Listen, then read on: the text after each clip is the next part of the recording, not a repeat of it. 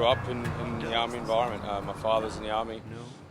Depending on what base we're based at, sometimes my mum had to work in and around the Army base as well.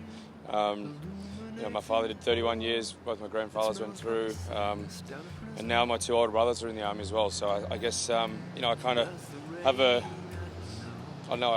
in-depth sort of knowledge as to what these men and women, sacrifice and go through to ultimately help us live the life we live today. I was diagnosed with PTSD about 40 years after I got back from Vietnam. So for the last 5 years, I've been involved in awareness. My patron is Angus Houston, and we've decided that we need a national forum for PTSD, which is happening in September this year, and we're just delighted at this opportunity to be involved in this test match in the Wallabies, to bring awareness to the forum. Sun and moon collide in an August morning sky. Stand Tall is a great initiative, and it's wonderful for the ARU to really get behind such an organisation, and the help that they do with with our servicemen and women.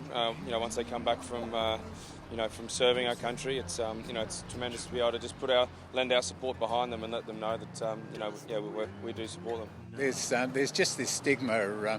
With the soldiers and the first responders, basically they're fairly macho and they don't like to admit that maybe they've got a problem.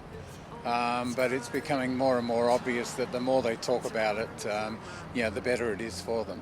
My eldest brother is now the head coach of the Australian Army side. He's just taken over this year. They just won the championship against the Air Force and the Navy.